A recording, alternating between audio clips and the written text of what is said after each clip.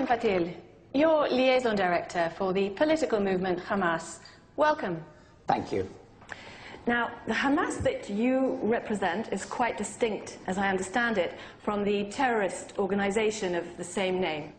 Oh, yes. We are purely a political organization. So you're two quite separate entities? Oh, yes, quite separate. I mean, for example, we're on different floors. So we're on the 3rd floor, and they are in the basement. Do the two organizations ever get confused? Oh, occasionally. I mean, sometimes we'll get a parcel for them, and I'll take it downstairs very, very carefully. And sometimes they'll get an invitation from the UN, and they'll bring it up to us. If we can turn to the charter of the organization, I'd like to quote to you from one of its articles.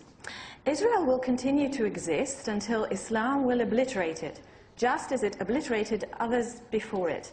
That's pretty strongly worded. Oh, you think that's strong? You should read it in the original Arabic. But do you mean it? Do you really want to wipe Israel out? Absolutely.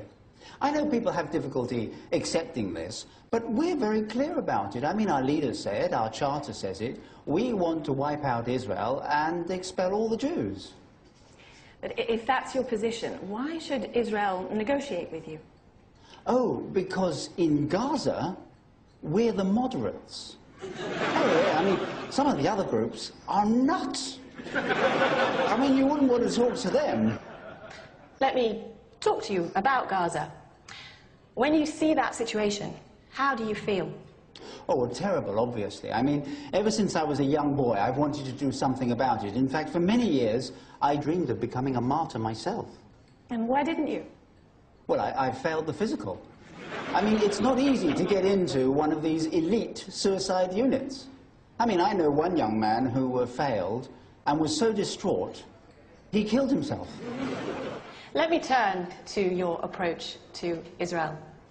Israel pulled out of Gaza in 2005, and yet you continued to fire rockets into Israel.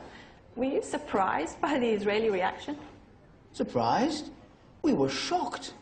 I mean, we thought they'd retaliate much sooner. I mean, it took almost 7 years.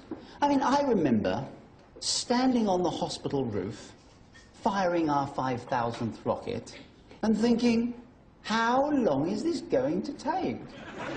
Why do you want to provoke the Israelis?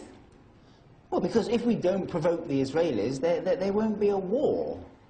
And that would be a real disaster for us. Why? Well, if there wasn't a war, people would judge us on our treatment of women, on our killings of our rivals, on our summary justice. When there's a war, none of that matters. Ibrahim Fatil, thank you. My pleasure.